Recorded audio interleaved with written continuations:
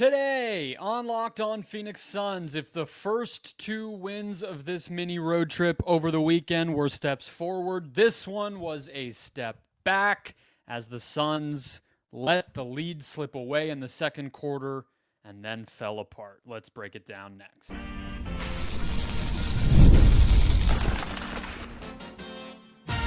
You are Locked On Suns, your daily Phoenix Suns podcast. Part of the Locked On Podcast Network, your team every day. Welcome back into Locked On Phoenix Suns. I'm Brendon Kleen, a staff writer at Awful Announcing and a credentialed Suns media member. Thank you for making Locked On Suns your first listen to kick off your Tuesday. Don't forget, Locked On Suns is free and available on all platforms, including YouTube, so click that follow or subscribe button and do what thousands of other Suns fans have already done. Become an everydayer and get locked on to the Phoenix Suns right here each and every day. Today's episode brought to you by Prize Picks. Now is the perfect time to join. So download the app today and use the code LOCKEDONNBA to get $50 instantly when you play your first $5 lineup. That's right, no need to win to get the bonus. It's guaranteed. Prize Picks, run your game. All right, let's jump in. The Phoenix Suns lose on the road on MLK Day in a matinee game, 118-92.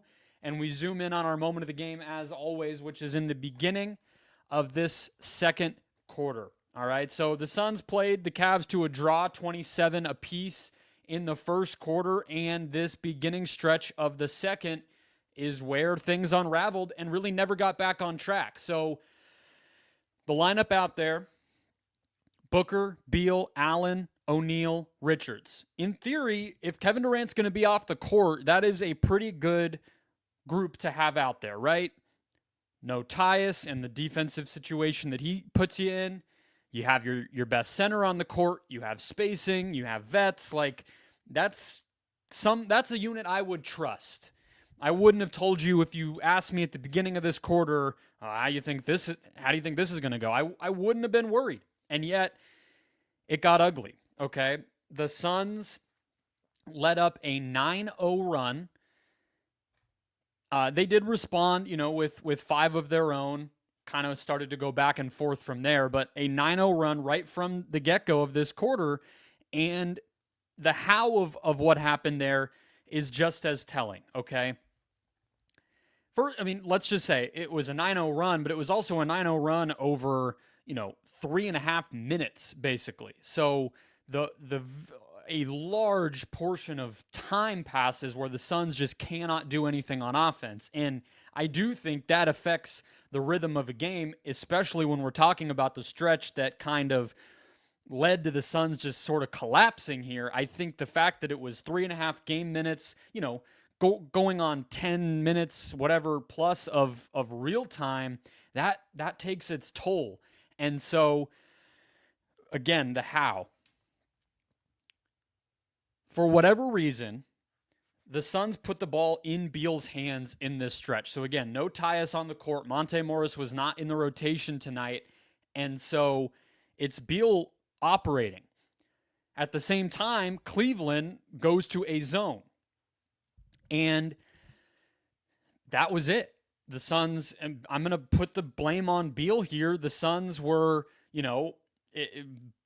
walking the ball up the court, running hardly anything, and settling for bad shots. Nick Richards takes, an errant, deeper paint shot than he's used to. Booker gets a pull-up that misses. Beal has a pull-up 3 and then a pull-up 2, and then you have a Nick Richards offensive foul, and that's the total of the Suns' possessions during this stretch. Meanwhile, as the Suns have no answer for the zone and Beal is not playing aggressively and not creating advantages for this Suns offense, the best player on the other team does exactly that. The 9-0 run was all scored or assisted on by Donovan Mitchell. He had 6 points of his own, all on drives to the basket, 2 layups and 1 floater, and then the very first bucket was a Sam Merrill 3 that he assisted on. So all 9 of these points were created directly by Mitchell, while the Suns had both Beal and Booker on the court. Each of them took at least one shot in this stretch, and Beal in particular failed to get this offense off of the ground. Fast forward to the out of halftime interview on the broadcast where Amanda Pflugrad gets to talk with one of the Suns' top assistant coaches, David Fizdale, the only guy who's been here for more than a year, and a dude who's kind of known for his blunt honesty, right? I mean, he was a very player-oriented, player favorite during those Miami Heat years, and then, of course, the take that for data soundbite that everybody knows from his days in Memphis. He's a straight shooter, and what he said is, we knew that this zone was going to be coming, and we weren't ready for it. Now, the Cavs played zone throughout the game, first quarter, second quarter, whatever. So it's not like Fizdale is only talking about this exact stretch that I'm pointing out here, but obviously it applies. And it's damning to me that the Suns would, be so locked into the fact that this was going to be, this is the best team in the Eastern Conference. This is one of the top teams in the whole NBA. This zone is something they do. It's a way that they play. It's part of their identity and what makes them good. Of course it was on the top of the whiteboard. But for Fizdale to say it and to just plainly say that the team was not ready is a huge problem. And you could see it, right? And so Fizdale pointed out, they're not setting enough screens. They're not getting the ball into the guy, in the middle of that zone. And I do think in the beginning of the second half, they were a little bit better in terms of, having a player right there at the nail, which was Kevin Durant oftentimes. And, the Suns had to kind of, I don't want to get too far away from this moment that we're talking about, but just to kind of contrast it, their solution, yes, Kevin Durant was the guy at that nail and at that free throw line in order to, have an entry point to break down the zone, because we know for sure the Suns aren't breaking this stuff down just by beating their man. They don't have anybody who consistently does that, so they basically had to put Durant there. The problem is, at the same time, they also went small. They downsized. They put Durant at center in order to juice the offense. That's not a bad idea in and of itself. Durant wasn't able to take advantage of Jared Allen guarding him as much as you might like, but the reality of the situation is the fact that they basically they always just have to go small in order to find a solution on offense. That's a problem too, because we know how important Nick Richards looked against the Pistons. We know how much of a black hole that center spot has been and what you need from it in order to be competitive, because this roster is so small. And so if you always have to go to Durant at center in order to score the ball, that's not going to work. And then you started to see the trickle down of KD, making defensive mistakes as the center and all that sort of stuff. But again, not to get too far away from this second quarter, but it's just to show you, the Suns did not have an answer for the most obvious defensive adjustment that their opponent was going to make in a big game coming off of two nice wins where, one nice win, another, got the job done win. And the number one component of that, the number one offender, was Bradley Beal, who, before we wrap on this moment of the game, I want to point out, took 4 shots in this game. 4. He was second worst on the entire team in terms of plus minus at minus 25, and he looked like he wanted to be anywhere else but on that court. I'm not pretending to know why. I'm not getting any deeper than to tell you what I saw on the court today, which is a guy who did not play like he wanted to be part of getting this team, off to a good start. Once he got into, he came into the game, he made a couple shots and had an assist, but in that second quarter, he did not look like the guy who was going to put the team on his back in order to answer what Cleveland started to do, to break down that zone, to do any of the things that were necessary. And by the end of the game, he wasn't even looking to do anything. He was just giving the ball up, stationing himself in the corner, frequent defensive mistakes, and a lot of other strange moments. It all adds up to a very worrisome trend, and something that was front and center in that second quarter. Last season, the Cavs were a good matchup against the Suns. It was one team that the Suns seemed to be able to handle who was in the higher upper tier of the league. This season, this game was a wake-up call. Why? We'll talk about it next.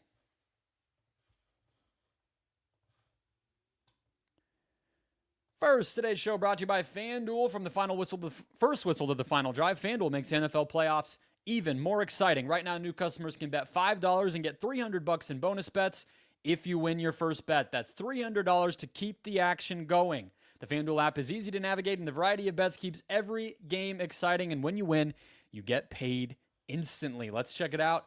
In the world of college basketball, where I always tell you to go to get that bonus bet, you have Connecticut, UConn hosting Butler. They are minus 900.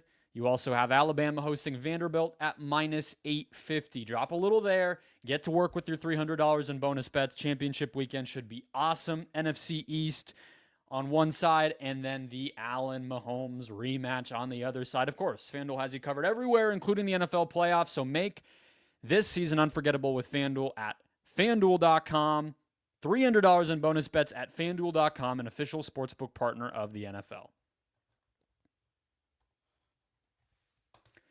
All right, let's keep it rolling here. Ben has the newsletter for the week. That's at LockedOnDaily.com. Type your email address in. Get Suns analysis, NBA analysis, news, fantasy advice, and updates on the show straight to your inbox for free every day just by typing that in. Best of all, it supports us big time. All right, let's get to it.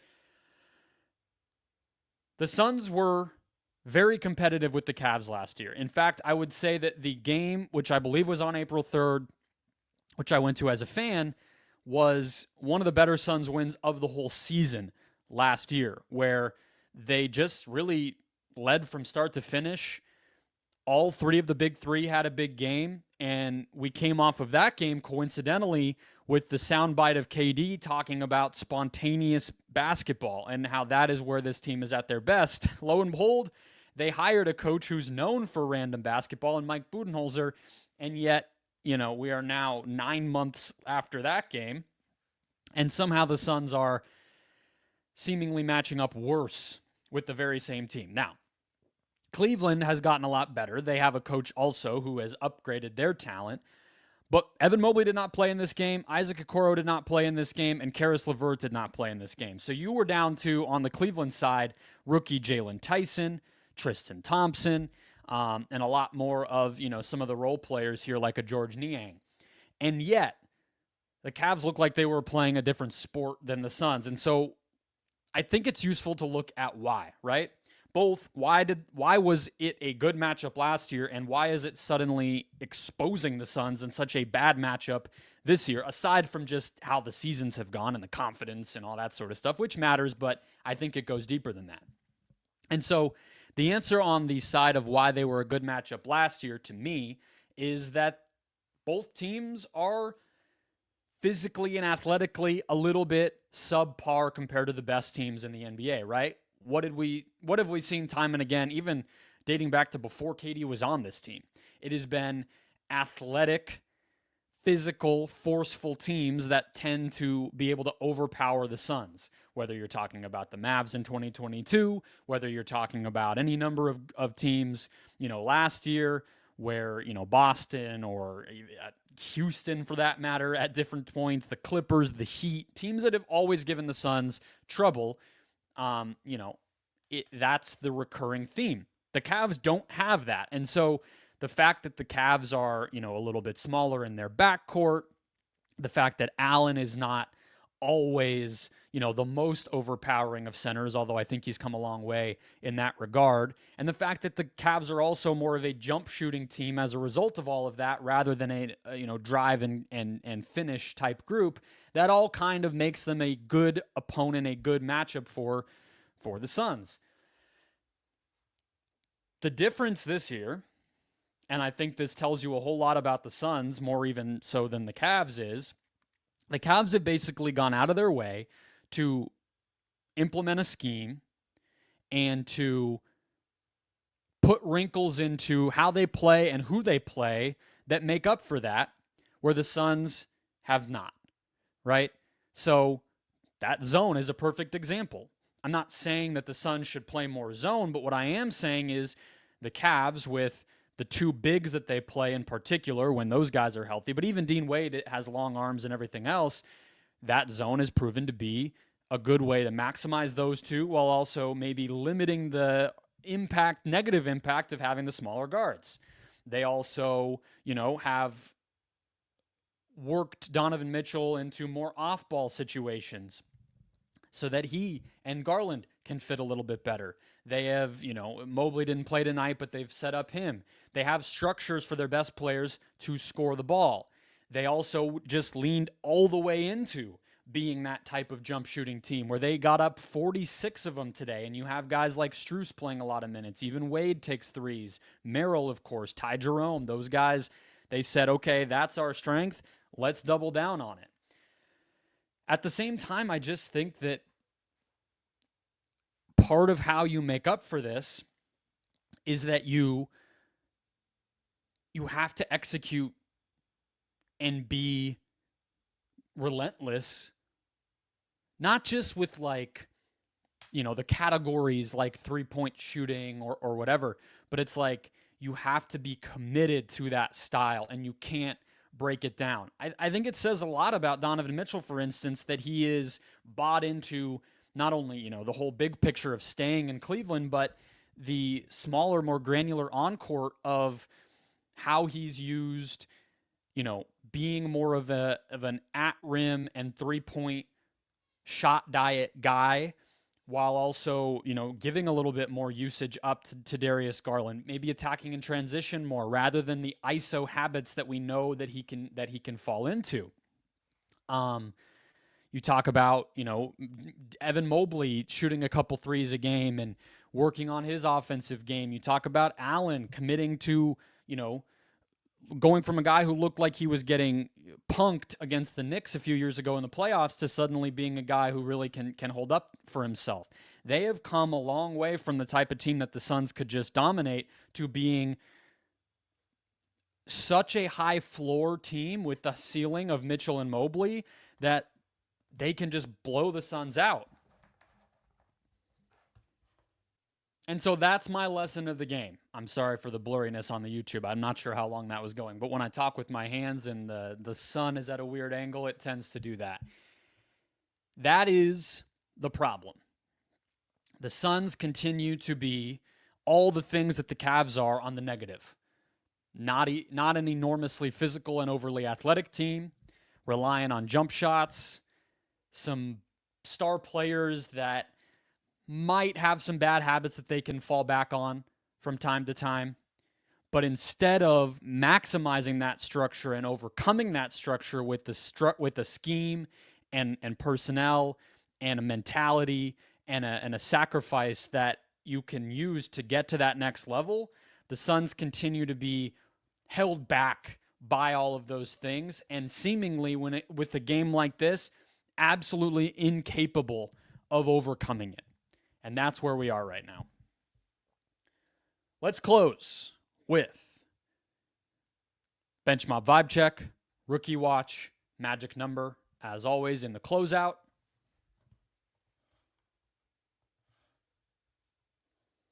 First, today's show is brought to you by Prize Picks. Basketball season is heating up in the stretch run, and there's no better way to get real money action while watching your favorite NBA stars than with Prize Picks. Whether you're a diehard fan or just love some friendly competition, Prize Picks makes it fun and easy to turn your basketball knowledge into cold, hard cash. Here's how it works. Just pick more or less on at least 2 players and a specific stat for a shot to win up to 1,000 times your cash. Do you think LeBron's going to drop 30? Or maybe Luka's going to get more than 8 assists whenever he comes back around? Prize Picks lets you make your predictions and put your money where your mouth is in just 60 seconds. We all love Prize Picks here on the Locked On Podcast Network. So let's take a look. The Suns, well, let's see. TNT Thursdays are back, which for me is a great one. And the Cavs on the mind. Celtics are in LA for a big historical matchup on Thursday. LeBron over 30, sure, sounds good. Maybe you think Kristaps Porzingis can get it back on track. Maybe go more on points for Porzingis, or you think Jimmy Butler is going to continue to slow roll it. He's in Milwaukee on Thursday. Maybe you go less on Jimmy points, and you hope that gets the Suns a little closer maybe. I don't know. Now's the perfect time to join Prize Picks, so download the app today. Use the code LOCKEDONNBA when you do to get $50 instantly when you play your first $5 lineup. That's right. No need to win to get the bonus. It's guaranteed at Prize Picks. Run your game. Closing out the show here, again, a 118-92 Suns loss in Cleveland. We went through the moment of the game in the beginning of that second quarter and the struggles with the Suns zone. We went through the differences year to year for why this was so ugly. And so let's get to the closeout with a few of our quicker bits here as we look at, I don't even know what exact magic number makes the most sense, but this is the one that I wanted to talk about if it was going to be a positive, so I might as well just do it here, and I think I can roll it into a rookie watch for you guys. So I looked this up during the game. This stat I'm about to give you, this magic number, is not going to include tonight's game, but that's the point. 209 minutes for this trio of Suns players this season. KD, Book, Ryan Dunn. When those three have played 209 minutes together, which is a decent sample. It's nothing huge, but it's solid enough to start to learn something from it. Plus 10.8 net rating. So the offense is a 117.2 offensive rating, which this season in the NBA would be 7th. And the defense is 106.6, which this season in the NBA would be 2nd. So you're talking about when the best two players on this team and the, glue guy, defense, physicality, energy guy, rookie in Ryan Dunn, when that trio has been on the court, the Suns have been a very, very good basketball team. What changed tonight? Well, we already talked about the Cavs matchup and all that sort of stuff, but the main difference tonight was, in particular, that Dunn did not have his usual type of game. Now, neither did Book. Book was inefficient, too many turnovers, distracted by the refs, doing his sarcastic smiling charade in the second half. Once he started to get frustrated, it was a very disappointing Booker game as well. But the biggest difference is that Dunn, he just never got it going. He was in foul trouble trying to guard, the Cavs backcourt. He didn't make his interior shots, which was a big issue. He missed an open corner three. I don't remember the other three. And he only ended up playing 20 minutes. By the second half, when the Suns were trying desperately to make any sort of push, Bud basically went with Grayson Allen over him. And so I guess the point is, and Sam Cooper from the Timeline podcast had a good stat that Ryan Dunn is I want to get it right, one of the only Suns rookie in history to score double digits this consistently. So let me go ahead and find it.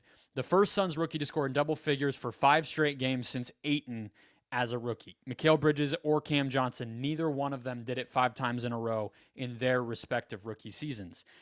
And we have seen Dunn promisingly develop this knack for how to score without having to rely on his three, which is a pretty impressive skill set for a rookie to have, and I think speaks to just his IQ, his size, his athleticism. He did have that one putback dunk in I think it was the late third quarter in this game, and that's a big example. But it wasn't there tonight, and I think that's a big reason of why the Suns were not able to win this game. The things that Dunn does for this team are necessary. It's why Donovan had a big night. It is why, the rebounding was so lopsided and the Suns only had that putback dunk by Dunn was the only offensive rebound this Suns team has. There's a magic number for you. And the Cavs only had 8 turnovers. A lot of these things are all affected by Ryan Dunn, and when he's not going, there's no one else who can replicate it.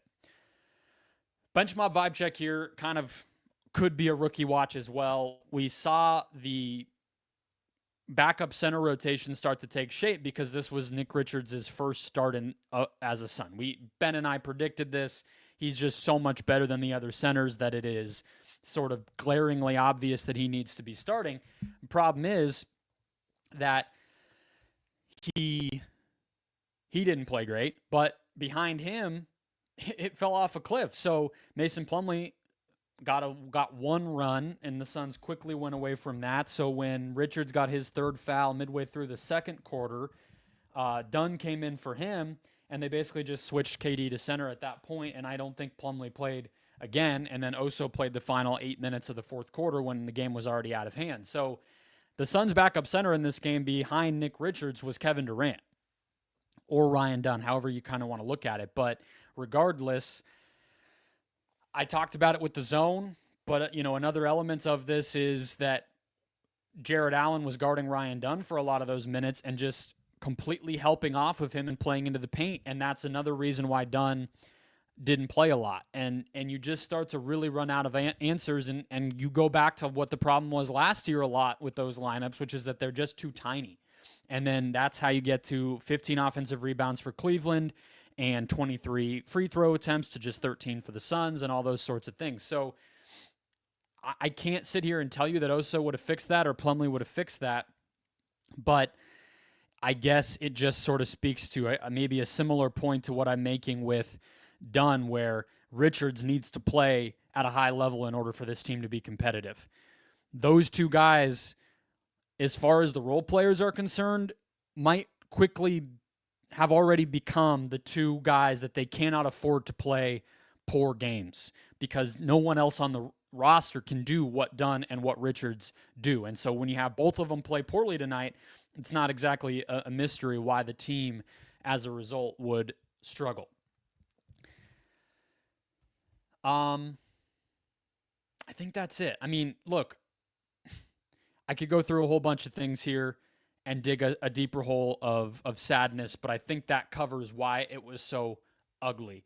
As far as that center rotation goes, I still would maintain that you have to just stick with one of those two guys and ride with it at least for longer than 1 4-minute stint, because it's not like the Cavs went small, right? They played Allen 22 minutes. Tristan Thompson was on the court every minute that Allen was not. 26 minutes for him, 22 for Allen. That's 48. That's the full game. So, I get, I could easily be, if they played Plumlee 20 minutes and he was a disaster, I'd be sitting here and ripping that. I get it. But I'm going to try not to do that, because you just have to ride it. You just have to, because the size of this team and the lack of control over the paint is such a consistent problem that I would rather you try it than just ditch any sort of semblance of effort to address it when one stretch goes poorly. Especially when, if the small ball stretch also goes poorly, which it did, then at least try Plumlee again maybe in the second half, or try Oso maybe in the middle of the third quarter when Richards has to check out.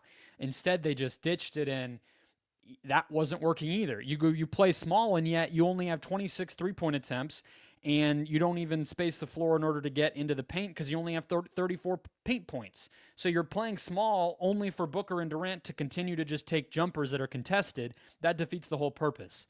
It's not going to work. You have to try to answer your biggest issues rather than just pretending like they're not there. Kind of goes back to the matchup thing that I was talking about. It's all connected. That'll wrap us up, guys. Hit follow or subscribe if you haven't already. We're here for you the rest of the week. We got a game on Thursday. Maybe you were lucky enough to not even turn this one on, and you're just relying on me to tell you what happened. So hopefully I gave you the full picture. Ben will be back tomorrow when we are on more of a normal schedule without the 1:30 p.m. tip, and we'll be back with some analysis of this whole situation. Talk to you then.